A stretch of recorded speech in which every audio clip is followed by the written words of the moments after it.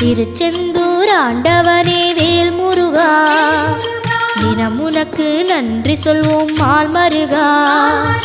திருவடியில் தவம் இருப்போம் திருமுருகா, தீப்பெழுது நலமெனவே வடிவழகா.